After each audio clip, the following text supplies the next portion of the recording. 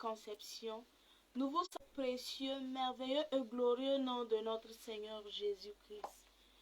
Nous sommes contents de vous retrouver ce soir pour notre émission radiophonique qui a lieu tous les troisièmes mercredis du mois, intitulée « Je n'ai point honte de l'Évangile, car il est source du salut, pour quiconque croit », tiré de Romains 1, verset 16.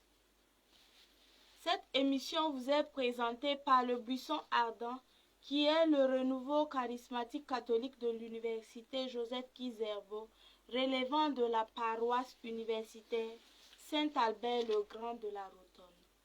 Pour ce mois-ci, le thème qui nous est proposé est intitulé comme suit « Les avantages et inconvénients d'éthique dans notre vie de foi ». Et pour le développer, nous recevons notre frère en Christ, Monsieur Jean-Pierre Sawadogo. Monsieur Jean-Pierre Sawadogo, bonsoir. Bonsoir. À la suite de Monsieur Sawadogo, nous avons avec nous d'autres frères et sœurs en Christ qui vont se présenter. Lenga Chantal. Nabaré Anita. Et moi-même à l'animation, Sommet Roxana. Avant d'entrer dans le vif du sujet, nous vous confions ce temps à notre prière. Nous sommes rassemblés au nom du Père, du Fils et du Saint-Esprit. Amen. Seigneur, nous te bénissons et nous te rendons grâce pour cette soirée que tu nous donnes. Merci parce que tu as accompagné nos pieds en ces lieux. Nous voulons te dire merci pour cette émission que tu nous donnes encore en cette soirée. Merci de prendre le contrôle de toutes choses. Nous voulons demander à ton esprit de venir nous assister en cette soirée, afin que l'émission puisse toucher le cœur de tous les auditeurs et auditrices de la radio Ave Maria. Merci Saint-Esprit de prendre le contrôle de ce temps. Merci Paraclet de commencer à régner dans les cœurs. Merci de commencer à toucher les vies par cette émission. Nous voulons, Saint-Esprit, te consacrer ce temps. Nous voulons, Esprit du Dieu vivant, que toi tu prennes le contrôle de toutes choses et que toutes choses concourent pour ta gloire en cette soirée. En rappel, vous êtes avec le Buisson Ardent pour votre émission sur le thème « Les avantages et inconvénients d'éthique dans notre vie de foi ». Monsieur Jean-Pierre, vous avez la parole. Merci. Je rends grâce à Dieu pour cette occasion qu'il me donne d'être présent avec vous et d'être présent pour cette émission qui nous édifie, qui nous permet encore d'échanger sur un point essentiel de notre vie de foi. Et à cette soirée, nous voulons échanger avec vous sur ce thème qui vient d'être présenté, les avantages et les inconvénients d'éthique dans notre vie de foi. Il faut dire que ce thème est d'actualité, ce thème est important pour tous les chrétiens et surtout pour les jeunes qui aujourd'hui utilisent massivement ces TIC-là. Et l'éthique, ça veut dire quoi? Il faut dire que ce sont les technologies de l'information et de la communication. Ces technologies-là, il y a quelques années, on disait NTIC, nouvelles technologies de l'information et de la communication, mais de plus en plus, on ne parle plus de nouvelles technologies parce que c'est des technologies qui, quand même, datent de quelques années. Et ce domaine-là est perpétuellement en évolution. Chaque jour que Dieu fait, on a de nouvelles technologies qui se créent. Mais aujourd'hui, ce que les gens entendent par technologie, on voit plus précisément les réseaux sociaux.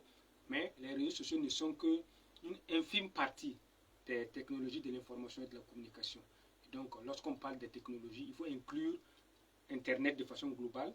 Il faut voir les ordinateurs, les téléphones portables que nous avons, voilà, les smartphones et tout. Et donc, c'est tout un ensemble d'outils, tout un ensemble de moyens qui permettent aujourd'hui d'entrer en contact avec n'importe qui à travers le monde. Ces moyens-là permettent vraiment de pouvoir entrer en relation, même à distance, et c'est des outils importants et incontournables. Et ces nouveaux outils-là, aujourd'hui, sont dans tous les domaines. Dans tous les domaines que nous avons, dans le domaine de l'éducation, de l'agriculture et bien entendu dans le domaine de la foi. Il n'y a pas un domaine qui échappe à ces technologies de l'information et de la communication. Et donc, si le Seigneur a inspiré ce thème, c'est que ces technologies-là jouent un rôle, qu'il soit positif ou négatif dans notre vie de foi. Et pour cette émission, cet échange, je vais un peu introduire et dans une première partie évoquer la question des avantages de ces TIC-là dans notre vie de foi, et une deuxième partie, les inconvénients des TIC dans la vie de foi. Et bien entendu, nous allons tirer une conclusion à partir de ce que nous allons dire. Et donc, les technologies de l'information et de la communication et la vie de foi. L'Église est très attentive à ces nouveaux moyens-là, et dès leur lancement, comme d'habitude, l'Église est aux avant-postes. L'Église a un certain nombre de textes qui évoquent ces questions. Et pendant que certains pensent que ces outils, ces technologies de l'information et de la communication sont mauvais, ces outils, ces moyens de communication sont des moyens de perdition ou des moyens du diable, l'Église n'a pas ce discours-là. L'Église pense que l'outil en lui-même n'est pas mauvais. L'outil en lui-même n'est pas mauvais, mais c'est l'usage que nous faisons d'un outil qui peut être bon ou mauvais. Donc la technologie en elle-même n'est pas une mauvaise chose. Et donc il ne faut pas avoir ce regard-là déjà négatif sur les technologies, sur l'éthique, et dire que non, moi je n'y vais pas parce que c'est des outils du diable, c'est des outils de perdition. Ça peut être des outils de perdition, mais ça peut être également les seuls outils par lesquels on peut toucher aujourd'hui des millions de personnes, les jeunes surtout, qui ne sont que sur ces réseaux sociaux-là. Donc on ne peut pas dire, parce qu'il y a des inconvénients, qu'il ne faut pas y aller. Donc la position de l'Église, c'est que ces moyens-là sont utiles et les chrétiens sont invités à être présents sur ces outils-là. Le pape Benoît XVI, en janvier 2013, un texte qu'il a sorti, il dit que les réseaux sociaux sont de l'annonce de l'évangile. C'est un nouveau lieu d'annonce de l'évangile. Il compare ça à l'agora, c'est-à-dire à un espace public où les gens échangent, où les gens discutent. Et si vous vous rappelez, dans la parole de Dieu, dans Acte 17, l'apôtre Paul un jour était à Athènes, chez les Athéniens, et il était à l'agora avec ces Athéniens-là, un lieu d'échange, un lieu de discussion, un lieu où les points de vue sont discutés. Et l'apôtre Paul est allé à ce lieu-là où il a annoncé Jésus. Et donc aujourd'hui, le pape Benoît XVI compare les nouveaux moyens-là, les nouveaux outils-là, comme ce nouvel espace public d'échange, de discussion, où on peut annoncer l'évangile. Bien sûr, ça ne veut pas dire que lorsqu'on est sur cet espace-là, ce qu'on annonce sera accueilli par tout le monde. Parce que même l'apôtre Paul, quand il a parlé de la résurrection des morts en Acte 17, les gens lui ont dit, sur ce, nous t'écouterons la prochaine fois. Mais la fin de l'épisode nous montre que quand même, il y a eu des gens qui ont donné leur vie à Jésus à partir de cette annonce-là. Donc, les réseaux sociaux, les technologies de l'information et de la communication sont un lieu où le chrétien doit être présent. Et dans la vie de foi, aujourd'hui, c'est vraiment quelque chose de très capital. Parce qu'on a des ressources qu'on ne peut même pas calculer. On a de bons sites où on peut vivre sa foi. Aujourd'hui, notre émission est en direct sur Facebook. Si je comprends bien. Et donc ça, c'est l'un des avantages des TIC, des réseaux sociaux. Il y a des gens qui sont peut-être à Vladivostok ou bien en Australie et qui peuvent nous suivre à partir de ces outils-là. Il y a des gens qui sont à l'autre bout du monde, au fin fond de Burkina, et qui ne peuvent pas capter la radio directement, mais par le biais de Facebook, de réseaux sociaux, ces personnes-là peuvent nous suivre en direct. Et donc, c'est vraiment un avantage pour nous. Et le Christ nous l'a dit en Acte 16, aller et annoncer l'évangile à toute la création. Et aller partout. Ce n'est pas indiqué un lieu où on ne doit pas annoncer l'évangile. Tous les lieux sont indiqués pour l'annonce de l'évangile. Parce que là où est l'homme, il faut y aller pour lui apporter la bonne nouvelle. Et les jeunes aujourd'hui sont sur les réseaux sociaux. Donc il faut qu'on y aille pour annoncer la bonne nouvelle. Mais maintenant, en tant que chrétien, qu'est-ce que ces outils-là nous apportent dans notre vie de foi? Qu'est-ce que ces outils-là nous apportent dans notre vie chrétienne? Qu'est-ce qu'ils peuvent nous donner comme plus? Je dirais qu'il y a beaucoup d'avantages. Parce que pour vivre sa foi, je prends des cas pratiques. Nous sortons de l'épidémie ou bien de la pandémie de la COVID-19 il y a en 2020, où les églises étaient fermées, où on ne pouvait plus assister physiquement à la messe. Et donc, c'est par le biais des technologies de l'information et de la communication, par la télé, par Internet, par Facebook, qu'on suivait les messes. Des millions de personnes ont pu suivre en direct les messes du pape François les matins, à partir des réseaux sociaux. Et donc, cet outil-là nous permet justement de vivre notre foi là où nous sommes. Là où il y a une évangélisation où on ne peut pas aller physiquement, aujourd'hui, on peut rester chez soi et vivre cette évangélisation-là en étant sur les technologies de l'information et de la communication. Et nous en sommes témoins.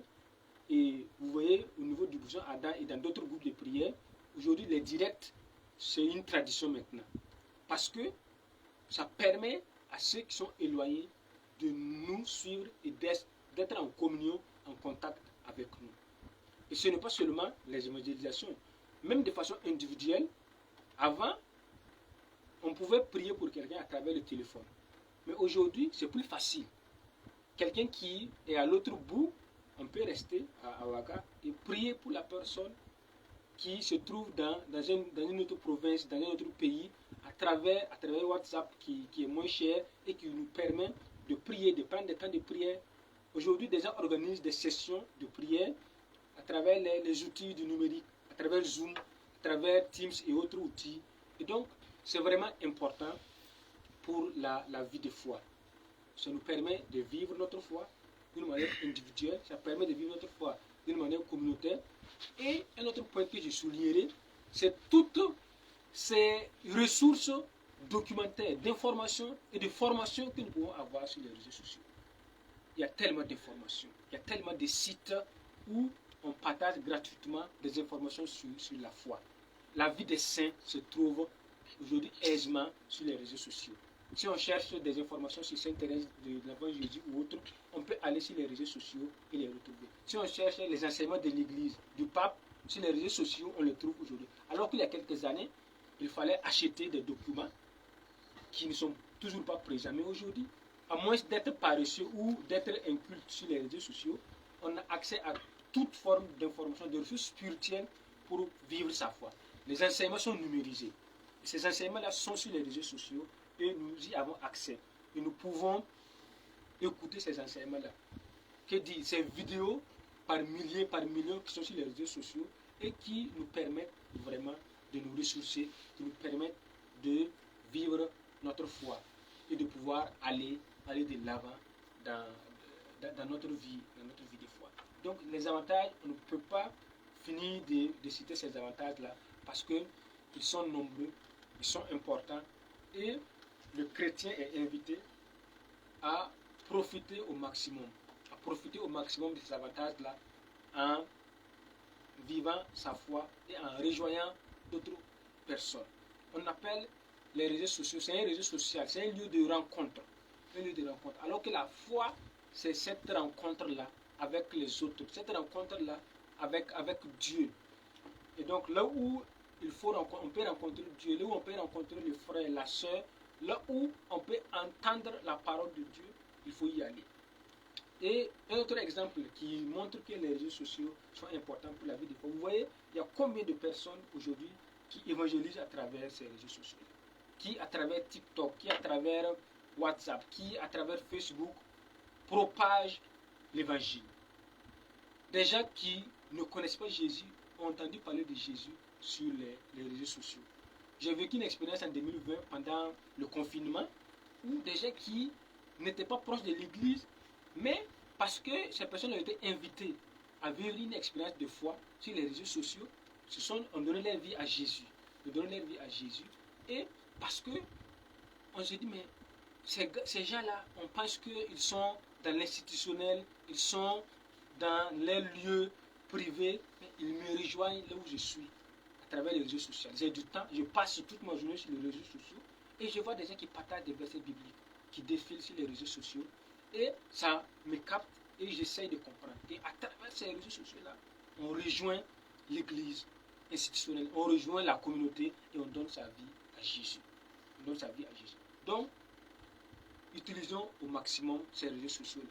Le pape Benoît XVI le dit, c'est un lieu où il faut aller, il ne faut pas déserter, parce que les chrétiens ont l'habitude de déserter certains lieux. Parce que comme je l'ai dit au début, on pense que ce n'est pas bon. Mais il faut y aller. Il faut parler, témoigner de sa foi. Imaginez si sur TikTok, tu partages une courte vidéo sur ta foi, sur l'expérience que tu vis dans la vie de foi, et tu partages cela. Les gens vont suivre et ça va toucher. Bien sûr, ce n'est pas nous qui touchons le cœur, c'est l'Esprit de Dieu, mais nous avons notre part à faire. Et les réseaux sociaux nous permettent aujourd'hui de le faire. Et ce qui est avantageux, on peut parler de sa foi aujourd'hui, comme c'est sur un réseau social. Aller rencontrer quelqu'un physiquement, souvent c'est difficile. Mais aujourd'hui, derrière l'écran, les gens sont plus aptes à témoigner de leur foi, à dire que je suis chrétien, je suis chrétienne, voici ce que je vis, voici ce que la parole de Dieu m'apporte. Et donc, il faut y aller, il faut parler de Jésus, il faut témoigner de sa foi, il faut puiser les ressources pour se former. Vraiment, j'invite les jeunes qui nous suivent et toutes les autres personnes qui nous suivent à faire un bon usage de ces réseaux sociaux-là, parce qu'il y a tellement de ressources. On peut se former aujourd'hui théologiquement sur les réseaux sociaux. Il y a des sites internet qui offrent même des formations gratuites. Bien sûr, ce n'est pas approfondi, mais ça permet de ne pas rester au stade de la catéchèse de l'enfance, mais d'aller au-delà pour pouvoir mieux apprendre sur notre vie de foi, pour apprendre sur ce qu'est l'Église, sur ce que l'Église donne comme enseignement. Et donc, ces réseaux sociaux-là, vraiment, on dirait que l'Esprit de Dieu qui illumine l'homme pour inventer ces moyens-là, on doit en profiter et pouvoir vivre sa foi sur ce réseau social-là. On peut souffler en musique et puis continuer.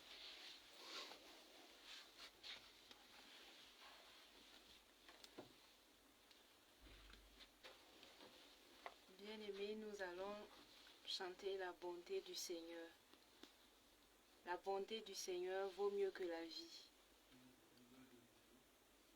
Car ta bonté vaut mieux que la vie. Vaut mieux que la vie. Car ta bonté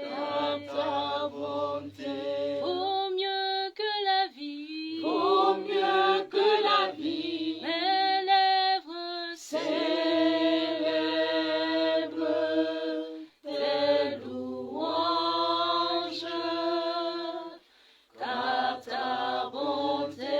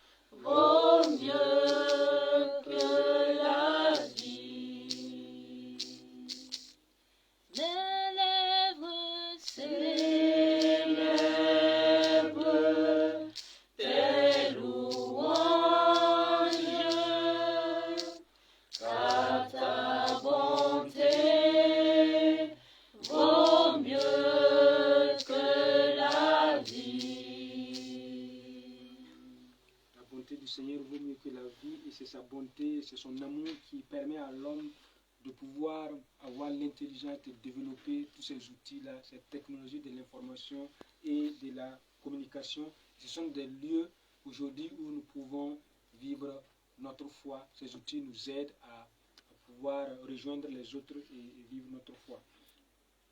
À présent, nous allons évoluer dans cette émission en évoquant aussi un autre pan, un autre aspect des réseaux sociaux, des technologies de l'information et de la communication.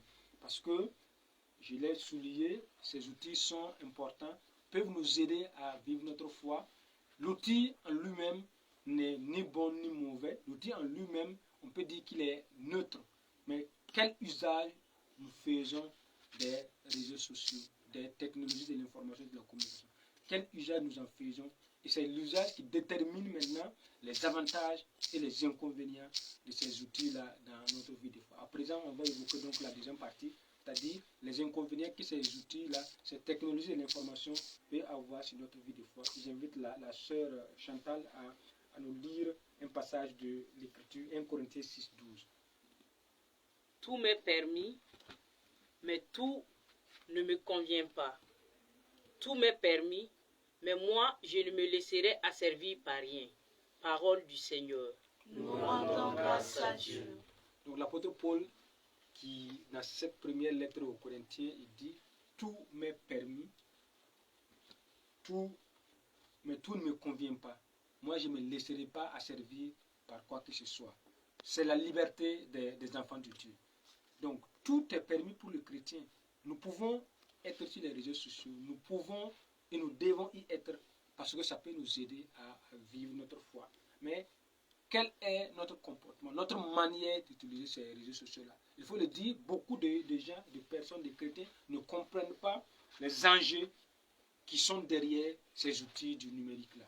Les gens voient cela comme des lieux où il faut être présent, c'est vrai, mais qu'est-ce que ça peut avoir comme impact dans la vie de foi? Et je reviens encore au message du pape Benoît XVI en janvier 2013. Il dit que les réseaux sociaux peuvent être une porte de vérité. Si justement ce qui est dit sur ces réseaux sociaux-là sont dits dans la vérité et dans la foi. Vous savez, la vie chrétienne, la vie de foi, c'est une vie qui demande de l'authenticité, de la vérité. Malheureusement, les réseaux sociaux, les technologies de l'information et de la communication peuvent être des moyens où c'est le mensonge qui prend le dessus, où on ne se présente pas tel qu'on est, où on donne un autre visage sur ces réseaux sociaux-là.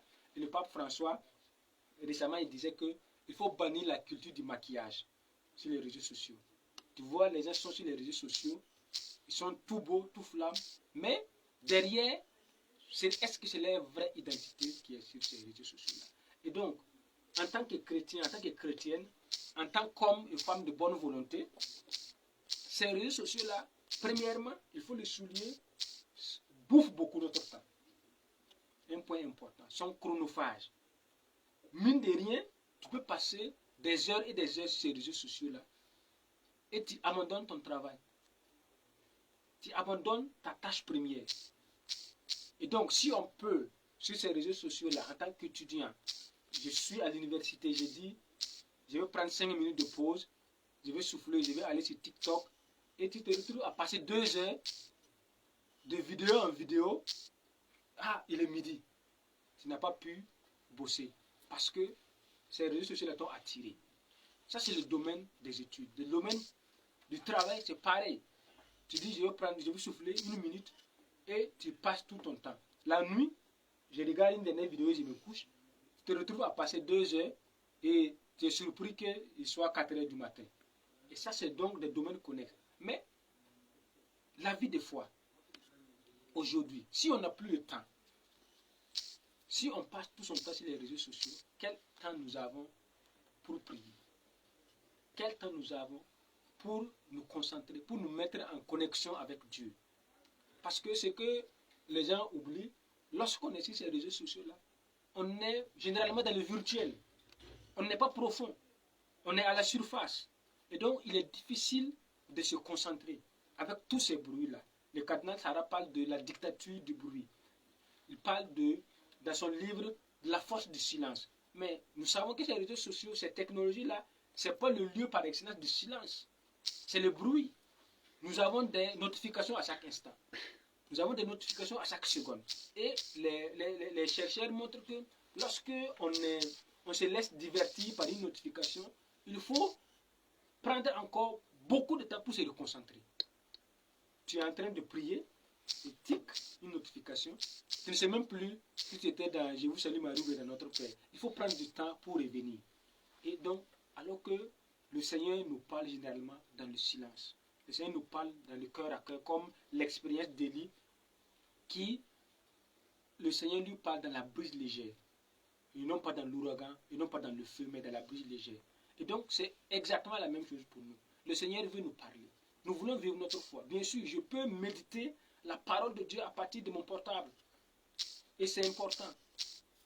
Aujourd'hui, on parle d'écologie, où il ne faut pas transporter des tonnes de documents, ça détruit l'environnement. Et donc, les gens préfèrent le numérique. Mais le danger, c'est que, parce que c'est le numérique, parce que c'est sur mon téléphone, je lis l'évangile, bon, c'est juste une formalité en passant. Je n'arrive pas à me concentrer.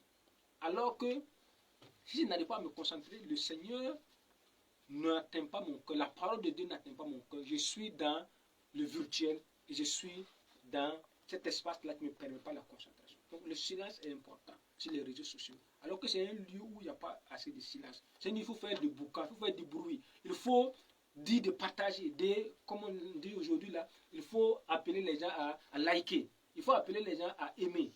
On est en train de prier. On est en train d'évangéliser. On dit en même temps partager, liker. Donc, c'est bien. Ça permet de connecter beaucoup de personnes. Mais ça déconnecte également. Ce qui connecte peut déconnecter. Parce que si on y prend garde, on perd un peu le fil. Et on voit que notre vie de foi devient fade. Notre vie de foi devient tiède. Et on est vite lassé. La lecture sur un écran n'est pas la même chose que la lecture sur un document physique, sur un livre. Je fais de l'expérience, je fais de la recherche, mais je préfère acheter un livre physiquement et le lire que de le télécharger en version numérique. Parce que ce n'est pas la même manière de consommer l'information. Et donc la vie de foi également, lire sa Bible physique aujourd'hui, c'est différent que de lire la Bible sur son portable. Ça peut être la même Bible, mais la manière, le contact n'est pas le même. Et notre Dieu, c'est le Dieu de l'incarnation. C'est le Dieu qui a quitté sa divinité en Jésus et qui est venu sur notre terre. Il pouvait rester, il pouvait faire, comment on appelle ça, par télépathie ou bien de façon virtuelle, nous sauver. Mais il est venu nous rencontrer en personne. Il a pris chair de la Vierge Marie. Il est venu à notre rencontre. Pour montrer que le fait de s'incarner, le fait de rencontrer l'homme là où il se trouve est important. Donc le virtuel aujourd'hui peut être un danger pour la vie de foi parce que c'est une barrière pour les rencontres humaines. Et moi je suis chaque fois triste quand je vois comment on témoigne de notre charité, on témoigne de notre proximité à nos frères, à nos soeurs qui sont soit dans la joie ou soit sont dans l'angoisse, soit dans la peine à travers les réseaux sociaux. Imaginez, on m'annonce une bonne nouvelle aujourd'hui sur WhatsApp. C'est facile de dire félicitations sur WhatsApp, sur Facebook, mais c'est fini. Ou bien c'est les condoléances, mes sincères condoléances, et c'est fini. Et donc, la foi ne se traduit pas en actes. Alors que, qu'est-ce que la parole de Jean nous dit? Montre-moi ta foi sans les œuvres, sans les actes. Il n'y a pas de foi qui tienne si ce qu'on dit là n'est pas suivi d'actes. Alors que les réseaux sociaux aujourd'hui nous amènent à être des menteurs, à être distants, à penser qu'on est en connexion avec tout le monde alors qu'on est en connexion avec personne. Parce que c'est un réseau social, c'est virtuel. On discute, mais à la fin tu es seul. Tu es dans ta chambre, tu es seul, tu n'as personne. Et donc, imaginez un frère ou une soeur qui vit une difficulté et que 100 personnes lui présentent ses condoléances. Pendant qu'il est en difficulté, est-ce qu'il a le temps même pour ouvrir son portable, pour voir mes sincères condoléances? Je ne dis pas qu'il ne faut pas le faire. Mais au-delà de cela, il faut aller à la rencontre. Et j'invite la sœur à préparer 2 Jean 12, la deuxième lettre de Saint Jean, et 3 Jean également 13, qu'on va lire. Donc, il faut être présent. Il ne faut pas se contenter de vivre sa foi virtuellement, parce qu'il n'y a pas de foi virtuelle. La foi doit être incarnée. Comme notre Dieu s'est incarné, il faut aller rencontrer les gens et leur parler. J'ai bien de choses à vous écrire. Pourtant, je n'ai pas voulu le faire avec du papier et de l'encre, car j'espère me rendre chez vous et vous parler de vive voix, afin que notre joie soit complète. Parole du Seigneur. Nous rendons grâce à Dieu. Donc l'apôtre Jean, il dit, j'ai bien des choses à vous dire, mais je ne vais pas le faire par des mots, par de l'encre, par du papier, parce que j'espère être présent physiquement pour que notre joie, notre communion soit parfaite. Donc, pour que la communion soit parfaite, on ne peut pas se contenter du virtuel. On ne peut pas vivre une foi authentique en étant à distance. Pourquoi, si vous avez suivi, dès que la pandémie du Covid-19 a commencé à prendre du recul, le pape a dit, la messe n'est pas plus en direct, sa messe n'est pas plus en direct à la télé. Parce que les gens se disent, mais si je peux suivre la messe du pape sur Facebook, pourquoi je vais aller à l'église? Je ne veux plus aller à l'église. Donc le pape a compris. Il dit non, c'est parce qu'on avait fermé les églises. Maintenant qu'il y a la possibilité d'aller à l'église, on ne va pas rester. Il y a rien qui dit aujourd'hui, mais je reste à la télé. Je suis la messe à la cathédrale, sur TV Maria, sur Radio Ave Maria. Mais non, ce n'est pas comme cela. C'est les outils, c'est quand on est en incapacité de se déplacer, ou bien d'être présent physiquement, là où il y a l'évangélisation, où là il y a la messe, qu'on on se contente, ça on se contente seulement. Mais on ne peut pas vivre une foi authentique en restant dans le virtuel. Donc l'apôtre Jean dit, j'ai beaucoup de choses à vous dire, mais je veux me rendre, j'espère me rendre chez vous pour que nous puissions partager notre choix. Donc, présenter ses condoléances, présenter ses félicitations sur les réseaux sociaux, sur les tics, c'est bien. Mais c'est encore plus intéressant de joindre l'acte à la parole, de se déplacer et d'aller communier à la souffrance ou à la joie de nos frères et de nos sœurs. Parce que si on ne le fait pas, notre foi demeure une foi de surface et une foi de mots, une foi virtuelle, je le dirais ainsi, mais pas une foi authentique. Alors qu'il nous faut de l'authenticité, il faut que notre foi soit incarnée, soit soit animée par des actes concrets pour qu'on puisse dire, témoigner, voilà comment ils s'aiment, voilà comment ils se soutiennent, voilà comment ils vivent leur foi. Et c'est pour cela, ces réseaux sociaux-là peuvent être un danger pour la vie de foi, peuvent être un danger pour l'authenticité. Comme je le disais tantôt, les mensonges qui se déploient sur les réseaux sociaux, on ne sait pas ce qui se passe. Et malheureusement, nous ne sommes pas toujours formés à la recherche de l'information. Parce que ce n'est pas tout ce qui est sur les réseaux sociaux, sur l'éthique, qui est bien. Mais nous qui sommes là, qui ne savons pas que pour rechercher telle information, il faut pouvoir vérifier les sources de l'information. Qui a produit cette information? L'enseignement qui est sur les réseaux sociaux là, qui est l'auteur de cet enseignement? C'est qui? Est-ce que ça respecte un peu la doctrine de l'Église? Est-ce que ça respecte un peu le magistère? Est-ce que ça respecte un peu la parole de Dieu? Est-ce que ce ne sont pas des versets truqués? Il y a des Bibles qu'on télécharge sur nos portables et c'est des Bibles qui ne sont pas authentiques. Mais qu'est-ce que nous avons comme moyen pour vérifier que c'est une Bible authentique ou pas? Nous n'avons pas toujours ces moyens-là. Donc, on ne peut pas se contenter de cela. Il y a un danger de se faire tromper, d'écouter des enseignements, croyant fortifier notre foi, et au contraire qui nous amènent très loin. On capte des choses, on capte des enseignements qui nous éloignent concrètement de Dieu, parce que la source n'est pas de Dieu, la source n'est pas l'Esprit de Dieu. Mais comme nous n'avons pas ce discernement-là, ce recul-là, pour savoir que ce que ces gars disent là, c'est une manière de retenir notre attention. Et ce qui est sur les réseaux sociaux, vous savez, quand vous êtes présent, vous faites une recherche, c'est des robots qui sont derrière. Et ces robots-là, ils savent vous ce qui vous intéresse comme information. Et donc, si mon frère Maxime aime aller sur des sites où il y a tel pasteur qui prêche,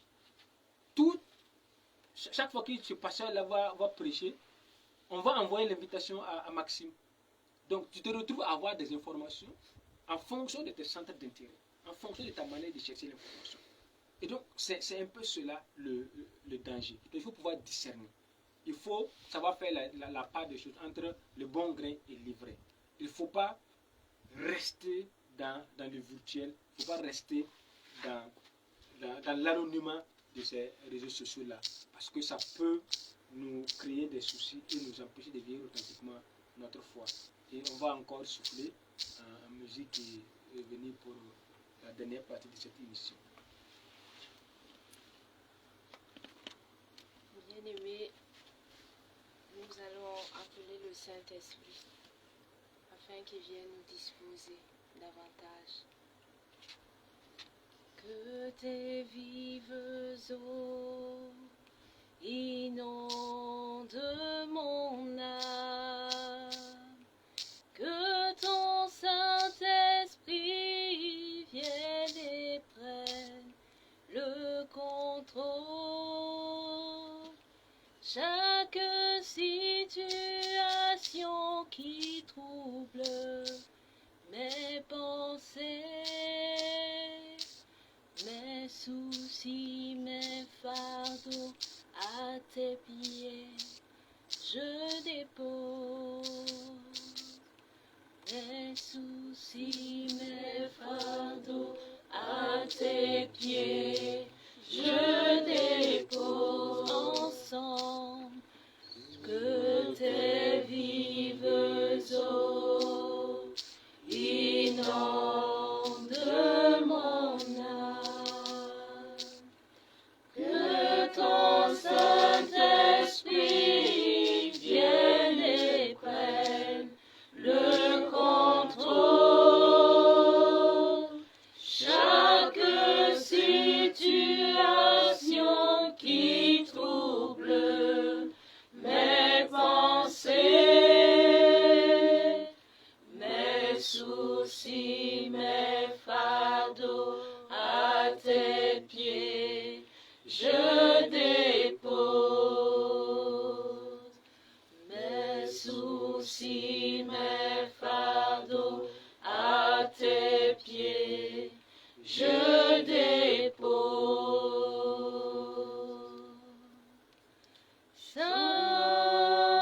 Saint-Esprit, Saint-Esprit,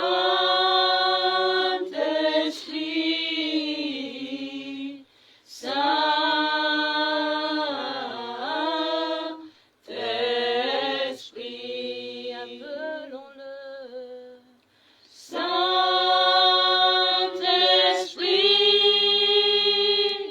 Saint-Esprit, Saint-Esprit,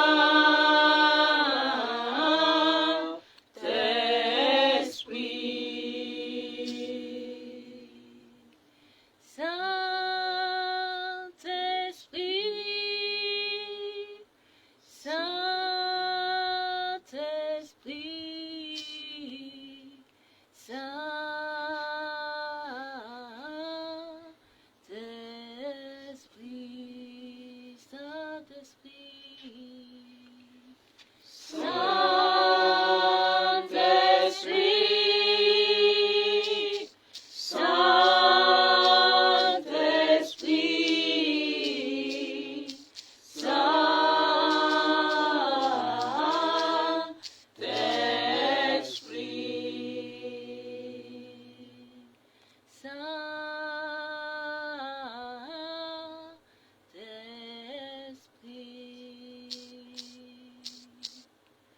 Saint-Esprit,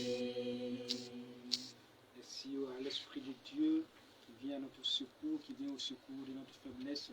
Et l'Esprit de Dieu vient nous aider parce qu'aujourd'hui, les technologies de l'information et de la communication peuvent être vraiment un danger pour notre vie de foi. Qu'est-ce qu'on trouve encore sur ces réseaux sociaux, sur ces technologies de l'information et de la communication, sur Internet? Vous savez, aujourd'hui, il y a un fléau. Un fléau qui est sur ces technologies de l'information et de la communication. C'est l'accès libre à toutes les vidéos et aux bonnes et aux mauvaises vidéos. Aux vidéos pornographiques qui sont sur les technologies de l'information, sur Internet, en accès gratuit. Aujourd'hui, lorsque vous êtes sur TikTok, vous voyez les courtes vidéos que les gens postent. Souvent, c'est des vidéos qui sollicitent nos sens. Des vidéos qui nous amusent et qui souvent attire nos sens de façon charnelle. Et donc, si on est 24 heures sur ces réseaux sociaux-là, si on passe notre temps, notre vie de prière prend un coup. Parce que les vidéos que nous suivons sur ces réseaux sociaux-là, ce sont ces vidéos, ces images que nous avons durant nos temps de prière, durant notre temps de recueillement. Tu veux prier, mais tu as passé au préalable 1 heure, 2 heures sur Internet, de vidéo en vidéo, de mauvaise vidéo en mauvaise vidéo, et on veut se concentrer, ce n'est pas possible, parce que ce sont ces images-là qui viennent devant nos yeux. On est à l'oratoire, devant Jésus, mais ce n'est pas Jésus qu'on voit, c'est les vidéos qu'on vient de regarder, c'est les images de TikTok qu'on vient de voir. Ce sont ces images-là, et on dit qu'on a des visions de TikTok, de quoi, mais on était sur TikTok, c'est normal. Normal qu'on ait des visions sur TikTok, parce que on a passé du temps sur ces réseaux sociaux. On a passé du temps sur Internet à suivre. Et la vie spirituelle prend un coup. Laissez-moi vous dire, par expérience, c'est ce que ces réseaux sociaux-là nous pompent comme ressources spirituelles. Ce que Internet nous pompe comme ressources spirituelles, on ne peut pas l'imaginer. Et donc, si on y prend garde, notre vie spirituelle devient tiède et finit par devenir totalement, s'assécher totalement. On n'a plus de jus, on n'a plus de vie, on n'a plus de ferveur, parce que ce que nos yeux regardent, ce que nos oreilles entendent, ce que notre bouche dit, c'est ce qui fait notre être. Alors que ces outils-là, malgré le fait qu'ils sont vraiment souvent indispensables, peuvent devenir un danger pour nous. Et aujourd'hui, il y a ce qu'on appelle l'addiction aux réseaux sociaux. C'est une maladie. Il y a des gens qui sont obligés d'être internés pour être soignés, parce qu'ils ne peuvent plus se passer des réseaux sociaux. J'en connais qui ont été internés, parce que tellement ils sont présents sur les réseaux sociaux, à un moment donné, c'est comme de la drogue. C'est comme de la drogue. Tu ne peux pas. Tu ne peux pas. Si tu te lèves le matin, le premier réflexe, au lieu que ça soit de rendre grâce à Dieu là, qu'est-ce que l'autre l'a partagé, quelle vidéo j'ai à voir. Et donc, c'est une addiction, c'est une maladie. Et ça ruine la vie spirituelle. Ça ruine la vie spirituelle. Et aujourd'hui, si on fait des études, si on écoute les gens, on va comprendre pourquoi on a du mal à nous concentrer. On a du mal à être profond dans la vie de prière, parce que justement, on est devenu trop virtuel, parce qu'on regarde trop ce qui se passe dans le monde. Et qu'est-ce que la parole de Dieu nous dit? En Luc 12, il nous dit que là où est notre trésor, là est notre cœur. Si ton trésor est aujourd'hui sur les technologies de l'information et de la communication, ton cœur y est. Ton corps y est. Et aujourd'hui, comme dit le livre de l'Exode 23, tu n'auras point d'autres dieux, d'autres idoles. C'est des idoles. Ces réseaux sociaux peuvent devenir des idoles. Ces technologies-là sont des idoles aujourd'hui. Et c'est ces idoles-là que nous adorons. Parce que si tu passes ton temps devant, comme je dis, devant la télé, devant Internet, tu finis par t'y conformer. Et on dit, ce que tu contemples là, tu finis par ressembler à ce que tu contemples. Si c'est Jésus, tu contemples dans l'hostie, dans l'Eucharistie. Ce sont les sentiments qui sont dans l'Église qui s'impriment en toi. Si c'est un homme ou une femme qui te regarde aussi, tu lui ressembles. Si c'est un animal qui te regarde, tu vas finir par ressembler à cet animal-là. Donc, notre vie de foi prend un coup si on fait un mauvais usage des réseaux sociaux.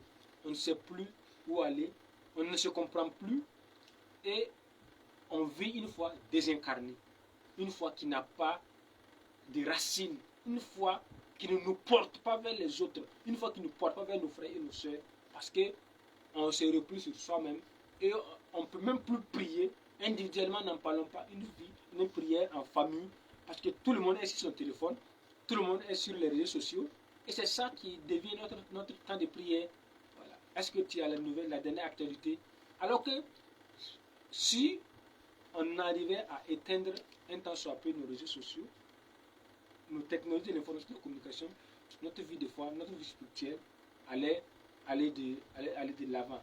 Et donc, pour terminer, par la grâce de Dieu, nous nous invitons à nous replonger dans la parole de Dieu, dans la Bible, à diminuer le temps que nous passons sur les réseaux sociaux et à consacrer ce temps-là à lire la parole de Dieu, à consacrer ce temps-là à aller à la rencontre de nos frères et de nos sœurs en vérité, en esprit et en vérité. Ne nous contentons pas de vivre notre foi de façon virtuelle, à distance. Si on a la possibilité d'aller à une évangélisation, il faut y aller. C'est ceux qui n'ont pas la possibilité d'être présents physiquement, qui ont recours aux réseaux sociaux, qui ont recours à Facebook ou à YouTube pour suivre. Mais si tu peux aller, allons-y et vivons une vie de foi authentique, une vie de foi incarnée, pour que le Seigneur, qui lui-même s'est incarné, puisse nous rejoindre à travers nos frères et nos sœurs, pour que nous puissions vivre la vie de foi et pouvoir aller de l'avant. Donc les technologies de l'information et de la communication, c'est une grâce de Dieu qui a permis à l'homme de trouver ces outils-là et qui peuvent nous aider dans tous les domaines, y compris le domaine de la foi. Les avantages sont nombreux et le chrétien doit y être pour parler de Jésus. Ne laissons pas les gens du monde seulement y être. Allons-y, parlons de Jésus à temps et à contre-temps, à qui veut l'entendre, à qui ne veut pas l'entendre, propageons l'évangile. Ce sont les nouveaux lieux de rencontre. Allons-y, partageons l'évangile à toute la création. Mais faisons attention que ces outils-là ne prennent pas toute notre vie spirituelle, ne nous épuisent pas. Mais revenons toujours à l'essentiel. Revenons à la réalité et sachons que notre vie n'est pas seulement sur les réseaux sociaux, à l'écran. Toute notre vie de foi a besoin d'être incarnée, besoin vraiment de toucher la réalité. Que le Seigneur nous y aide. Amen. Avec M. Yabré, nous avons découvert les avantages et les inconvénients d'éthique dans notre foi. Il est ressorti qu'à travers la technologie, de l'information et de la communication, il y a des avantages, car il est moyen de toucher le maximum de personnes pour l'évangélisation.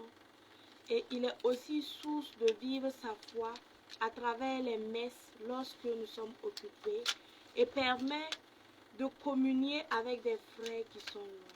Comme inconvénient, nous avons trouvé que l'éthique empêche les chrétiens de se concentrer réellement dans la prière et est source de mensonges. Il est souvent aussi une addiction. Comme conclusion, nous pouvons dire que les réseaux sociaux ou l'Internet est un couteau à double tranchant et que le chrétien doit savoir faire usage de ces outils. Auditeurs et auditrices de la radio Ave Maria, nous tirons vers la fin de notre émission. Mais avant de prendre congé de vous, nous vous informons que le Buisson Adam, votre groupe de prière, tient ses louanges hebdomadaires tous les vendredis de 20h à 22h au sein de l'université Joseph Kizerbo sur le terrain de karaté du Sénou. Nous vous invitons à vous joindre à nous très prochainement. Pour ceux qui désirent prendre attache avec le groupe, vous pouvez appeler les numéros suivants, le 55 49 82 21 ou le 60 24 08 13 ou sur le site www.rccu.org ou la page Facebook du Buisson Ardent. En attendant de nous retrouver très prochainement, portez-vous bien et que la grâce de Dieu soit sur vous. Nous allons clore notre temps par une prière. Seigneur, nous voulons te dire merci pour ce temps passé dans ta présence. Merci pour cette émission. Merci pour ce que tu as touché les vies au travers de cette émission. Merci pour ce que tu nous as enseigné sur les inconvénients des NTIC. Nous voulons te dire merci, Jésus, pour ce que tu fais dans le cœur des auditeurs en ce moment. Nous voulons te rendre la gloire, Seigneur, pour ce que tu as été avec nous, pour ce que ta grâce s'est manifestée pour que cette émission puisse être passée en cette soirée.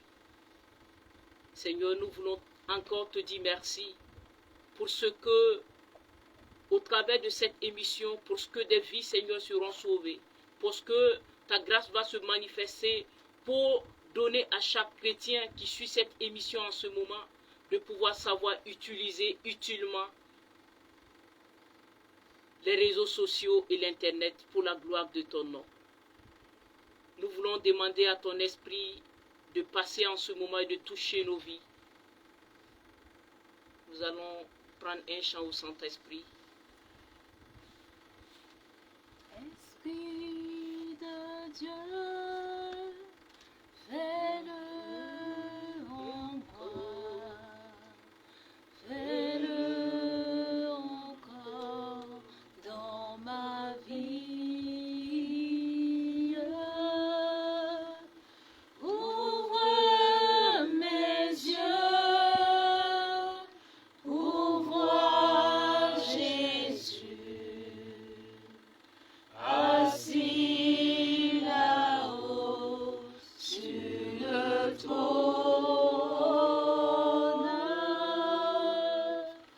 Ouvre mes yeux pour voir Jésus